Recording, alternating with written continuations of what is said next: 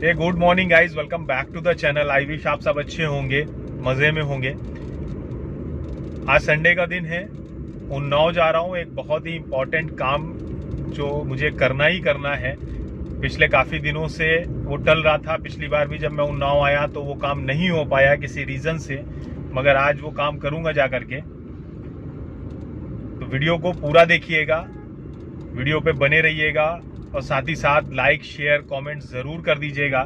आप लोगों ने प्यार सपोर्ट बहुत दिखाया है, बट सब्सक्रिप्शन में आप लोग थोड़ी सी कंजूसी कर रहे हैं, तो ऐसा प्लीज़ मत कीजिए। चैनल को ज़्यादा से ज़्यादा सब्सक्राइब भी कीजिए ताकि हमारा चैनल बहुत अच्छे से ग्रोथ करे, क्योंकि हमारा जो सब्सक्रिप्शन रेशियो है वो 3.7 से 4.7 या 9 के आसपास आ चुका है, बट इतना इनफ नहीं है, बहुत ही कम रेशियो है ये। तो ऐसा मत कीजिए प्लीज़, अपना प्यार सपोर्ट ज़्यादा से ज़्यादा दिखाइए। तो चलिए आगे का सफ़र स्टार्ट करते हैं और आपको आगे की चीज़ दिखाता हूँ कि वो कौन सा इम्पोर्टेंट काम है जिसको मैं करने उन्नाव जा रहा हूँ। उस जगह पे आ गया हूँ उन्नाव में, और मैं सोच रहा हूँ वहाँ पहुँचने से पहले थोड़ा सा आपको ब्रीफ कर दूँ कि क्या वजह है जो मैं वहाँ पे जा रहा हूँ और कौन सा ऐसा इम्पोर्टेंट काम है जो मुझे आज करना ही करना है।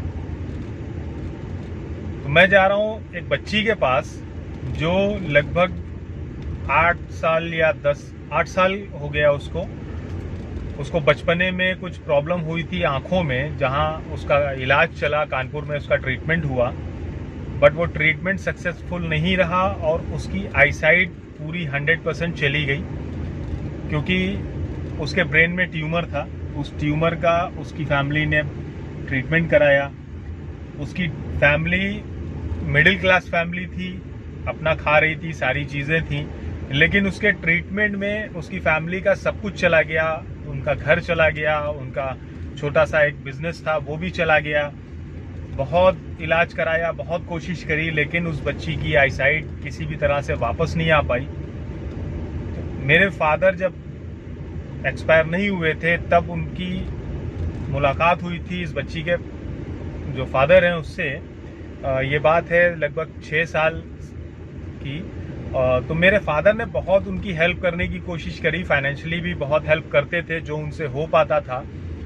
उसका ट्रीटमेंट अभी फ़िलहाल हम लोग दिल्ली में करा रहे हैं, लेकिन दिल्ली में भी लगभग 4 साल होने के बाद भी उसको कोई रिलीफ नहीं मिल रहा है। अभी भी उस बच्ची की मेडिसिन चल रही हैं, दवाइयाँ प्रॉपर आती हैं, तो वो दवाइयाँ लाने का भी पैसा अब उनके पास नहीं है। तो कैसे भी करके हम लोग हर महीने उसकी हेल्प करने की कोशिश करते हैं। बहुत मासूम सी बच्ची है, अभी उस बच्ची की एज आई थिंक 10 या 11 साल होगी। तो बहुत खूबसूरत सी, बहुत छोटी सी बच्ची जो पूरी तरह से ब्लाइंड हो चुकी है। उसको देख करके इतना दुख होता है, रोना आता है कि क्या ऐसा किया जाए कि वो बच्ची फिर से इस खूबसूरत दुनिया को देख सके, रंगों को देख सके। अक्सर वो बच्ची मुझसे मिलती है तो बात करती है कि भाई ये कलर क्या होता है, ये रंग क्या होता है, ये चीज़ कैसी दिखती है, वो सिर्फ महसूस करती है। इन सब के बावजूद आप उनकी फैमिली से जब मिलेंगे ना, तो उस बच्ची के फादर या उस बच्ची में कहीं से भी मायूसी नहीं है। आप देख करके नहीं बता सकते कि इतनी बड़ी प्रॉब्लम से ये लोग फाइट कर रहे हैं या इतनी बड़ी प्रॉब्लम इनके साथ है, फिर भी वो लोग मुस्कुराते रहते हैं। तो चलते हैं कि उस बच्ची को दिखाते हैं आपको, और उसकी कुछ हेल्प करने के लिए मैं आज आया हूँ। मैं आपको पहले ही वीडियो में बता दूं, मैं हर बार कोशिश करता हूँ, मुझसे जितना हो सकता है मैं उसकी बच्ची की हेल्प करता हूँ। तो अभी उसको ट्रीटमेंट के लिए भी दिल्ली जाना है, तो देखते हैं क्या हेल्प हो सकती है। तो आपको मिलाता हूँ और दिखाता हूँ कि किस तरह के गम है दुनिया में। हम लोग सिर्फ अपने गम, अपनी प्रॉब्लम्स को लेकर के बहुत ज़्यादा स्ट्रेस में रहते हैं, बहुत ज़्यादा उलझे रहते हैं, लेकिन जब हम बाहर निकलते हैं ना, तब हमें समझ में आता है कि दुनिया में हमसे बड़े भी गम हैं, हमसे बड़े भी दुख हैं, और बहुत सारे ऐसे लोग हैं जो बहुत ज़्यादा परेशान हैं। तो चलिए, उसका घर लगभग आ गया, मैं घर भी आपको दिखाऊंगा और किस तरह से वो लोग रह रहे हैं, सरवाइव कर रहे हैं, ये सारी चीज़ें आपको इस वीडियो में दिखाऊंगा। ये वो जगह है, इस जगह को काशीराम कॉलोनी कहते हैं, उन्नाव में बिल्कुल आउटर पे है। जो मायावती की गवर्नमेंट में ये कॉलोनी बनी थी, अब फ़िलहाल यहाँ पर वो लोग रेंट पे रहते हैं, और इसका रेंट वगैरह भी पूछेंगे। ये कॉलोनी में जो जगह है मेरे फादर ने ही उसको दिलाई थी।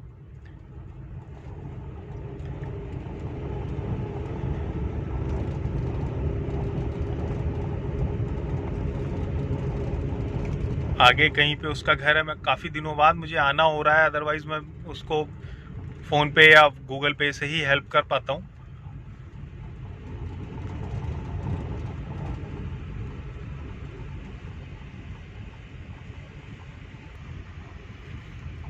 कुछ इस तरह से ये कॉलोनी बनी हुई है।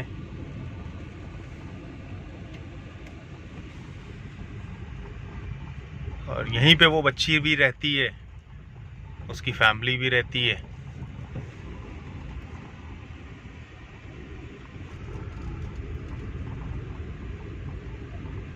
इस सिचुएशन में वो बच्ची रह रही है और अच्छी फैमिली से है, मिडिल क्लास फैमिली थी, अपना खुद का एक छोटा सा काम था, कारोबार था, बट अभी इस कंडीशन में आ गया है कि उनको ऐसी जगह पे भी रहना पड़ रहा है।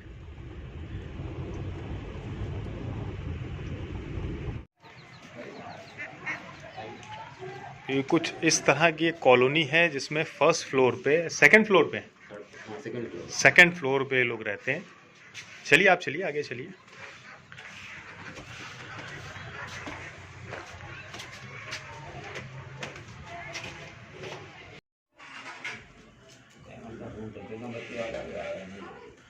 तो दोस्तों ये वो बच्ची है जिसके बारे में हम लोग बात कर रहे थे, बुशरा नाम है, बहुत ही मासूम सी। और ये 100% ब्लाइंड हो गई है ना, 100% ब्लाइंड हो गई है।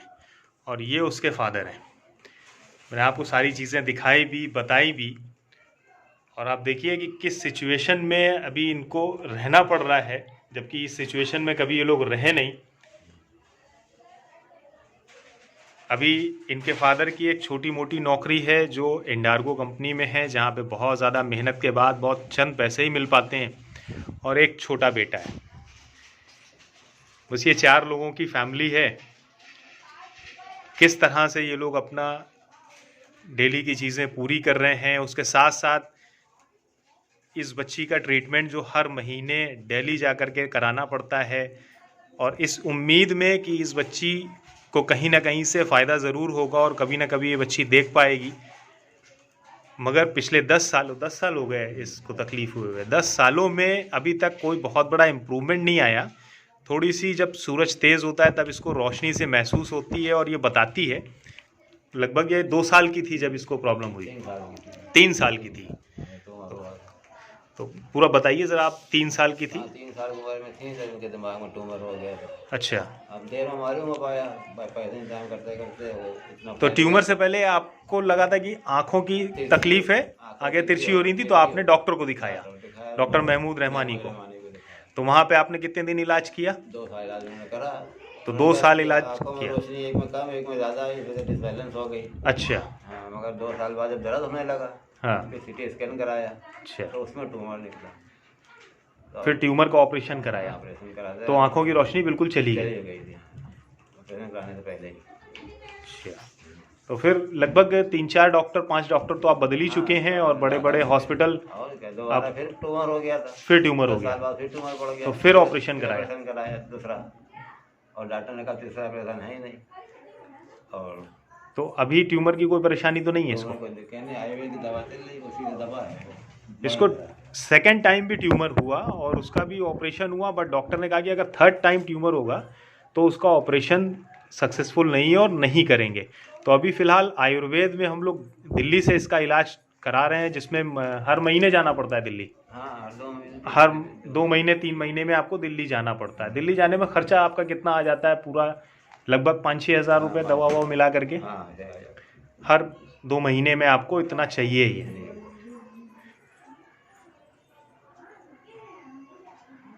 उषा, तुम कुछ बोलोगी? कुछ तो बोलो, लोग सुने हैं तुमको। नहीं बोलेंगे। कुछ भी नहीं बोलोगी?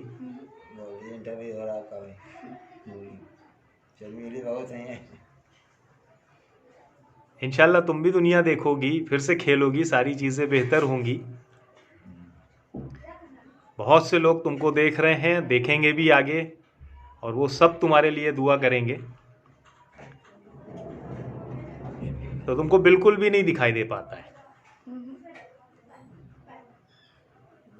अपना नाम तो बता दो। बुशरा। बुशरा नाम है। जी।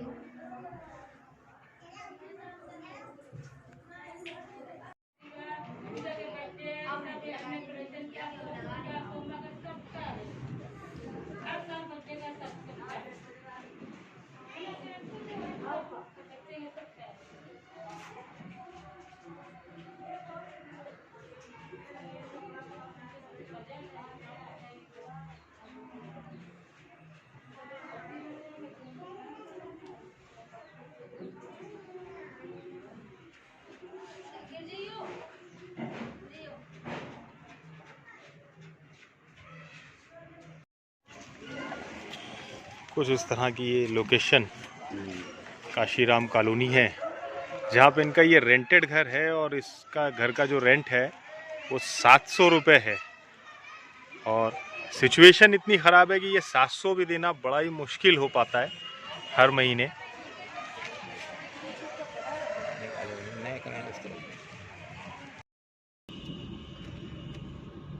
तो दोस्तों, आपने देखा कि किस तरह से वो बच्ची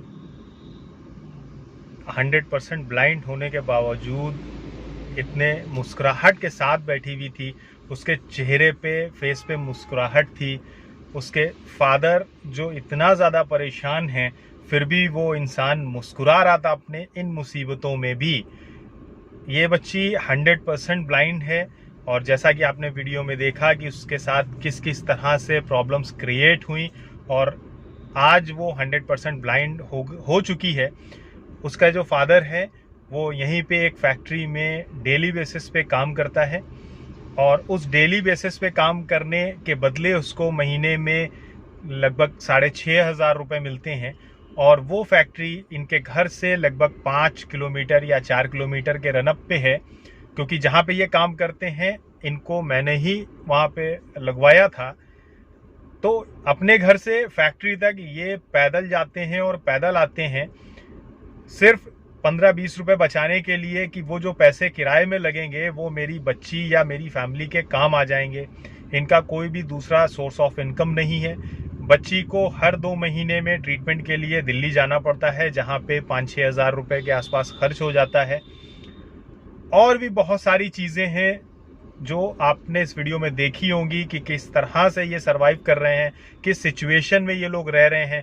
जिस घर में रह रहे हैं उस घर का किराया 700 रुपये है और वो 700 रुपये भी देना इनके लिए कभी कभी बड़ा मुश्किल हो जाता है। 2-2, 3-3 महीने का रेंट ड्यू हो जाता है। मैं बहुत ज़्यादा देर तक वहाँ पे नहीं बैठ पाया, क्योंकि मैं अगर और ज़्यादा देर बैठता तो मैं अपने आप को संभाल नहीं पाता और मैं नहीं चाहता था कि उस बच्ची के सामने मैं रोऊं या उसको ये फील हो कि हम किसी तरह की उसकी हेल्प कर रहे हैं। क्योंकि ये मैं क्यों कह रहा हूँ, अभी पीछे कुछ दिनों की बात है, कई लोग आए उसकी हेल्प करने के लिए, तो उसको ये लगा कि उसके फादर या मदर जो हैं वो उसे किसी को दे रहे हैं या उसको कोई अडॉप्ट करने आया। तो वो बहुत ज़्यादा रोने लगी और अपने फादर से कहने लगी कि पापा मुझे किसी को मत देना, जैसा भी होगा मैं सरवाइव कर लूँगी, आप जो भी खिलाएंगे मैं खा लूँगी, मैं आपसे कोई भी डिमांड नहीं करूँगी, बट मुझे किसी को देना मत। क्योंकि उसके दिल में एक डर है कि उसके माँ बाप उसको पाल नहीं पाएंगे, उसका ट्रीटमेंट ज़्यादा नहीं करा पाएंगे, जिस वजह से उसको वो किसी को दे देंगे। तो इस तरह की मासूमियत है। आपने देखा कि हर बच्चे में एक शौक होता है चीज़ों का, खिलौनों का, लड़कियों में गुड़िया गुड्डे का और बहुत सारी चीज़ें। उसको भी वो चीज़ मिलनी चाहिए। मैं कोशिश करता हूँ कि उसको वो चीज़ प्रोवाइड करा दूँ, पीछे भी मैंने दी है, बट वो उन चीज़ों को देख नहीं पाती है, ऐसे हाथ से महसूस करती है, रंगों को महसूस करने की कोशिश करती है, चीज़ों को महसूस करके पहचानने की कोशिश करती है। हम लोगों के पास आँखें हैं, ऊपर वाले ने सब कुछ दिया है, फिर भी हम उसका शुक्र अदा नहीं करते। और हमें एहसास तब होता है जब हम इस तरह के केसेस देखते हैं। अब ये बच्ची, आप इमेजिन कीजिए कि एक ना एक दिन तो देखिए सबको जाना है, इसके माँ बाप जब नहीं होंगे, ये बच्ची अब मैच्योर जब होगी तो किस तरह से इस दुनिया में सरवाइव कर पाएगी, कैसे ये सरवाइव करेगी, आई डोंट नो। तो मैं उसके फ्यूचर को लेकर के भी बहुत ज़्यादा डरा रहता हूँ, पता नहीं क्यों, क्योंकि मैं पिछले 6 सालों से उस बच्ची को बहुत करीब से देख रहा हूँ, उसकी फैमिली को देख रहा हूँ। मेरी फैमिली से या मुझसे जब तक मेरे फादर रहे तब तक और उनके बाद मैं भी मुझसे जितना हो सकता है मैं उस बच्ची के लिए और उनकी फैमिली के लिए करता रहता हूँ, मगर वो शायद इनफ नहीं है उसके ट्रीटमेंट के लिए और उसको अच्छा ट्रीटमेंट चाहिए, अच्छे डॉक्टर्स चाहिए। तो इसलिए मैंने आज ये सोचा कि मैं उस बच्ची का एक वीडियो बनाऊं और आपके साथ शेयर करूं ताकि उसको अच्छा ट्रीटमेंट मिल सके, उसको अच्छी चीज़ें मिल सकें। तो आई थिंक मैंने कुछ गलत नहीं किया। मैं बहुत दिनों से सोच रहा था कि मुझे ये करना चाहिए या नहीं करना चाहिए, बट फाइनली आज मैंने ये वीडियो बनाया है और आपके सामने ये लाया हूँ। तो उम्मीद करता हूँ कि आप इन चीज़ों को समझेंगे और मेरी रिक्वेस्ट है आपसे, हाथ जोड़ के रिक्वेस्ट है कि ज़्यादा से ज़्यादा इस वीडियो को शेयर कीजिए। ज़्यादा से ज़्यादा जब आप इस वीडियो को शेयर करेंगे तो कहीं ना कहीं कोई उसके लिए बड़ी हेल्प निकल के आ सकती है, मेडिकल हेल्प निकल के आ सकती है। हो सकता है कि अभी भी ट्रीटमेंट के बाद उसकी आईसाइट वापस आ जाए और वो इस दुनिया को वापस से देख सके, जिसको अभी वो सिर्फ महसूस कर पाती है, देख नहीं पाती है। क्योंकि जब वो 2 साल या 2.5 साल की थी तभी उसकी आईसाइट चली गई थी और 2-2.5 साल का बच्चा ना तो ढंग से अपने माँ बाप को पहचान पाता है, देख पाता है, और ना ही दुनिया को देख पाता है। तो वो अक्सर ये बातें भी करती है कि पापा आप कैसे दिखते हैं, मम्मी कैसी दिखती हैं। तो वो हर चीज़ महसूस करती है, छू के देखती है। तो मैं बहुत ज़्यादा नहीं बोल पाऊँगा इस वीडियो में, मेरा दिल भर आया है। तो बस मेरी रिक्वेस्ट यही है कि प्लीज़ ज़्यादा से ज़्यादा इस वीडियो को शेयर कीजिएगा ताकि ज़्यादा से ज़्यादा इस बच्ची की हेल्प हो सके। मैं इस वीडियो में आगे आपको उसके फादर की बैंक डिटेल्स भी शेयर कर दूंगा, डिस्क्रिप्शन में शेयर कर दूंगा, और हो सका तो मैं परमिशन लेकर के उनका कॉन्टैक्ट नंबर भी आपको शेयर कर दूंगा। मेरी भी डिटेल्स आपके पास हैं। तो अगर आपको कुछ उसकी हेल्प करनी है, वो जिस भी लेवल पे हो, कैसे भी हो दोस्तों, मायने नहीं रखता। किसी की हेल्प के लिए आप 1 रुपया भी खर्च करेंगे तो वो बहुत बड़ी बात होती है। तो आप हेल्प कर सकते हैं उनकी। तो उम्मीद है कि वीडियो देखने के बाद आप इन चीज़ों को समझेंगे और वीडियो ज़्यादा लंबा ना हो जाए, इसलिए वीडियो को यहीं पे एंड करता हूं। बट चलते चलते फिर आपसे एक रिक्वेस्ट करूंगा कि ज़्यादा से ज़्यादा शेयर करके इस वीडियो को, इस बच्ची को हेल्प करने में मदद कीजिए।